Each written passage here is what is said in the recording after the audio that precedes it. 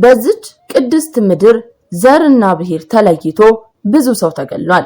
የዘር ጭፍጨፋን በሚመለከት መልኩ ክርስቲያኖች በማዕተባቸው የተነሳ ከመኖሪያ መንደራቸው ተፈናቅሏል። ብዙ ተሰቃይቷል። አብያተ ክርስቲያናት ተቃጥለዋል። ሀገርን የሚያስረክቡ አባቶች፣ ሀገርን የሚረከቡ ህፃናት እንዲሁም ሀገርን የሚወክሉ እናቶችና ጸንሰው የሚወዱ እናቶች ነፍሰ ጡር እያሉ በታላቅ ጭካኔ እንደ ዱር አውሬ ታድነው ተገለዋል። በዚች ታላቅና ገናና ምድር ያልተፈጸመ ይቅርታል የምንለው ኃጢያት ያለም አይመስለንም። ክቡር የሆነ የሰው ልጅ ክብርነቱን አጥቶ እየመነመነ ይገኛል። የሰው ልጅ ወደ ቀደመ መቅደስነቱ ለመመለስ ደግሞ መፍትሄው በእጁ እንደሆነ አባታችን አባ አምሃ ደጋግመው ይናገራሉ። ሰላም ጤና ይስጥልን። ቅን የዋ ሀገር ወዳድ ሆናችሁ የቃል ሚዲያ ቤተሰቦች እንደምን ቆያችሁ?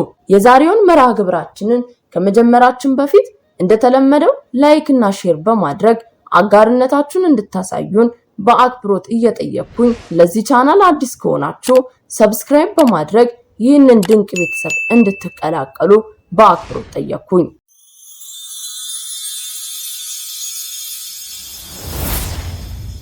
አባታችን አባ አምሃ ኢየሱስ ብዙ ነገሮችን ለልጆቼ አድርሱ በማለት ከሚናገሯቸው መልእክቶች መሃል ግማሽ ያህሉ ተፈጽሞ በዘመናችን አይተናል። ብዙዎች ምዕመናን የአባታችን የአባ አምሃ ኢየሱስን እንዲሁም የሌሎች ቅዱሳን አባቶች መልእክት ችላ በማለት መዘባበቻና ወሬ ማሞቂያ እንዲሁም ማቀባበያ በማድረግ እንደ ተረትም በመቁጠር ነበረ መልእክታቸው ህዝቡ ወይም ምዕመኑ የተቀበሉት። በዚህም ምክንያት የብዙ አባቶች ልብ ተሰብሮ ነበረ።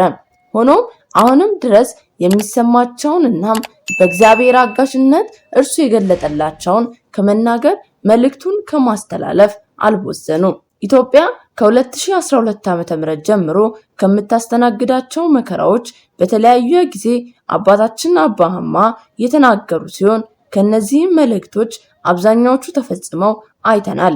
መልእክቶቹንም የሚቀበሉት በሱባኤ በሚያሳልፏቸው ታላላቅ ገዳማት ውስጥ ነው። መምህር ወይም ሰባኪ እንዳልሆኑ በተደጋጋሚ ይገልጻሉ። ኢትዮጵያ የእርስ በርስ ጦርነት ውስጥ እንደምትገባ አስቀድመው ተናግረው ነበረ። ጦርነቱም በትግራይ ክልል ባሉ ባለስልጣናት ተንኳሽነት እንደሚጀመርም አክለው ተናግረው ነበረ። ሆኖም ይህንን ጦርነት እግዚአብሔር ለንጹሃን ብሎ መከራውን ያሳጥረዋል ሲሉ ተናግረው እንደነበረ ይታወሳል። በተጨማሪም ኢትዮጵያ በትንሳኤዋ ዋዜማ ደግሞ ከመከራዋ ወደ ሌላ መከራ የምትተላለፍበት በመሆኑ ከዚህ ጦርነት ወደ ሌላ ታላቅ ወረርሽኝ ትሸጋገራለች። ይህ ከባድ ወረርሽኝ ኮሮና ይሆን እንዴ ከተባለም አረ በፍጹም ይሆናል መልሱ። ምክንያቱም ኮሮና በጊዜ ከታወቀ በእንክብካቤ የሚሻል በሽታ ስለነበረ፣ ይሄኛው ግን በ24 ሰዓት ውስጥ አጣድፎ ወደ መቃብር የሚያወርድ አስፈሪ አስደንጋጭ ወረርሽኝ ነው። ወረርሽኙ ለሰው ልጅ ብቻ አይደለም ለከብትም ይመጣል። ከሰውም አልፎ እንስሳቱን ይጎዳል። ከዚህ በኋላ ጨካኝ ረሃብና ሞት ደግሞ ከፊታችን ይጠብቀናል። እግዚኦ የሚያስብል እንዲህ በትዕቢት ተወጥረን እግዚአብሔር እኛን ለመማር ምክንያት እስኪያጣ ድረስ ያደረሰንን ታላቅ ትዕቢት የሚያስተነፍስ ታላቅ ረሃብና ሞት ይመጣል። እዚህ ጋር ልብ ማለት ያለብን ነገር ይህ መልእክት ህዝቡን ለማስፈራራት ወይም ለማስደንገጥ ለማሸበር ሳይሆን ትውልዱ ቆም ብሎ ከዚህ ቀደም በአባቶቻችን የተላለፉ መልእክቶችን አስተውሎ ራስን ዝቅ በማድረግ ልቡንም በንስሐ በማጠብ ወደ አምላኩ ይመለስ ዘንድ ለማስታወስ ነውና ከልባችሁ ሆናችሁ እንድትሰሙት በትህትና እጠይቃችኋለሁ። ከዚህ ሁሉ ለማምለጥ ቀድሞ ራስን ለካህን ማስመርመር፣ ለእግዚአብሔር ራስን ማዋረድ፣ ሁልጊዜ መጾም፣ መጸለይ፣ የስጋን ፍላጎት ለነፍስ ማስገዛት ይገባል። በዚች ቅድስት ምድር ዘርና ብሔር ተለይቶ ብዙ ሰው ተገሏል። የዘር ጭፍጨፋን በሚያመላክት መልኩ ክርስቲያኖች በማዕተባቸው የተነሳ ከመኖሪያ መንደራቸው ተፈናቅሏል። ብዙ ተሰቃይቷል። አብያተ ክርስቲያናት ተቃጥሏል። ሀገርን የሚያስረክቡ አባቶች፣ ሀገርን የሚረከቡ ህፃናት፣ ሀገርን የሚወክሉ እናቶች እንዲሁም ሀገርን ጸንሰው የሚወልዱ እናቶች ነፍሰ ጡር እያሉ በታላቅ ጭካኔ እንደ ዱር አውሬ ታድነው ተገለዋል።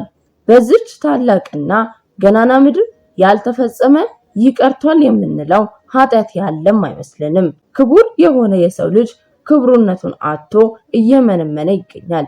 የሰው ልጅ ወደ ቀደመ መቅደስነቱ ለመመለስ ደግሞ መፍትሄው በእጁ እንደሆነ አባታችን አባ አማ ደጋግመው ይናገራሉ። ጸሎት፣ ጾም፣ ስግደት እነዚህን ተግባራት እንደ ነነዌ ሕዝቦች በንጹህና በተሰበረ ልብ ሆነው ካደረጉ የምህረት አምላክ በምህረቱ ይጎበኘናል።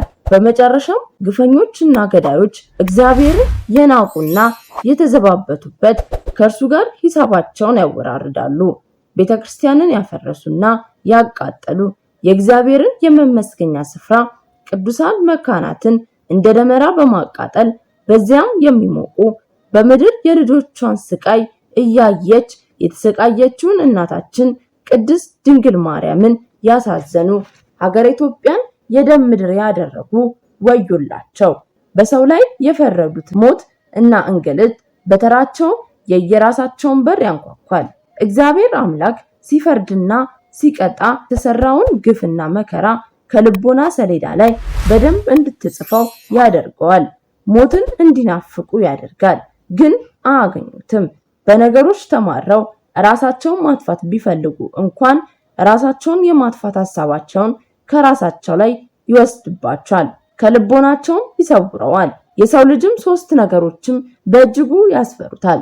እነዚህ ሶስት ነገሮች በይበልጥ የሚያስፈሩት ደግሞ ለግፈኞች ነው። የመጀመሪያው ጣረ ሞት ነው፣ ሞት መምጣቱን ሲያመላክት። ሁለተኛው ደግሞ በእግዚአብሔር ዙፋን ፊት ለፍርድ መቆም ነው። ከተቀደሰ ቦታ መቆም ለግፈኞች ትልቅ መከራ ነው።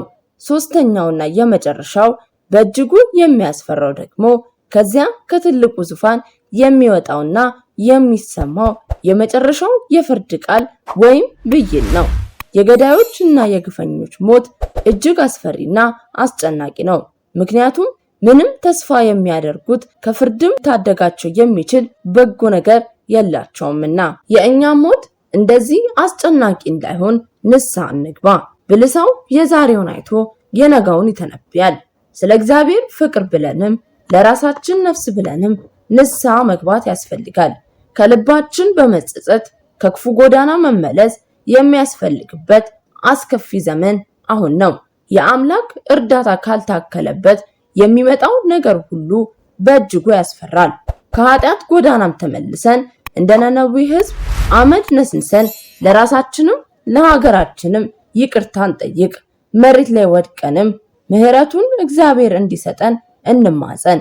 ቀስ ብዬ ህይወቴ ሲረጋጋ ንስሐ ገባለሁ ማለትን መተው አለብን፣ ተገቢም አይደለም። ምክንያቱም ነገ ንስሐችንን የሚቀበል ካህን ላናገኝ እንችላለን። ይህንን መልእክት እየሰማችሁ ያላችሁ ምዕመናን በሙሉ ምክንያት ሳትደረድሩ ዛሬውኑ ንስሐ ግቡ መልእክታችን ነው።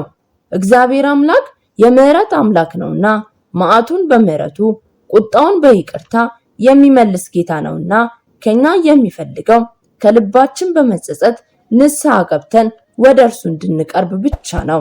ከዚህ አስከፊ መከራ እንድንድንም ዘንድ ወደ ቤተክርስቲያን መጠጋት ተገቢ ነው። ውድ የቃል ሚዲያ ቤተሰቦች ለዛሬ የያዝንላችሁ መርሃ ግብር ይህንን ይመስል ነበረ። እስከ መርሃ ግብራችን ፍጻሜ አብራችሁን ስለቆያችሁ እያመሰገንኩኝ በቀጣይ እስክንገናኝ ድረስ ሰናይ ጊዜን ተመኘሁላችሁ ከቃል ሚዲያ።